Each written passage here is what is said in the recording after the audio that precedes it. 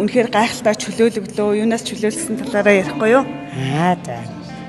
Би өнөөдөр миний хоёр чих ингээд сарын урд ингээд огт сонсохгүй болоод 5 хоног ерөөсөө би юм дүлгээс ойрд ингээд нэг яриа сонсоод ингээд алдаж ингээд бүрэн гүйцээ сонсохгүй сая болохтор ингээд бүрэн гүйцээ сонсоод бурхан талархаж байна. Тэгээд үнэхээр гайхамшигтай бурхан намайг чөлөөлтөнд бас олон зүйлээс намайг чөлөөлсөн. Өнөөдөр бас эзэн бурхандаа талархлыг өргөё. Эзэн үнэхээр магтагдах болтугай. Бидний бурхан бол амьд өгөөд эдгээгч эзэн юм аа гэдгийг тунхаглаж байна. Иесусийн нэрээр амен. Амен. Тэ үнэхээр гайхалтай. Тэ 5 хоног таны чих ингээд юм сонсохгүй байсан юм байна шүү дээ. Тэ. Тэ өнөөдөр гайхалтайгаар яг эдгэр чөлөөлт би одоо 3 дахин амлалтын үеэр тийм болсон байхгүй би.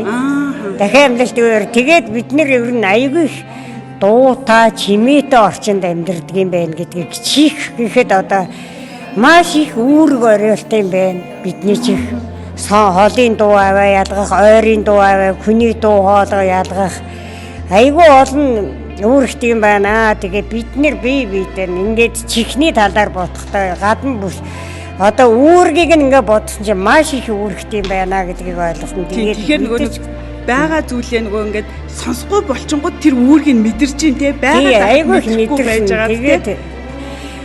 Тэгээ мэдрэхтэй юу юмцэн тэгээд би нөгөө сайн мэд ингээ яриа ууж явахдаа огт сонсож чадахгүй ингээ байдгаараа бүхийгээд дараа нь за өөрөө ярьж ирчихээ явдаг.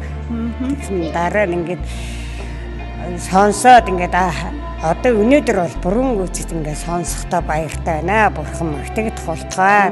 Үнэхээр эзэн далдрыг өргөё. Бидний бурхан амьд юм аа. Эзэн үнэхээр магтагдах болтугай гэж тунхаглаж байна. Эзэн баярлаа. Тэгээд үнэхээр талархлыг өргөё. Эзэн маань тэр чихийг эдгээсэн бүхэл алдарн байх болтугай. Тэгээд үнэхээр улам илүүгээр таны амьдрал дээр бурхны эдгэрэл чөлөөлөлт, ивэл өрөөл дүүрэн бэлхэн байх болтугай гэж өрөөж байна.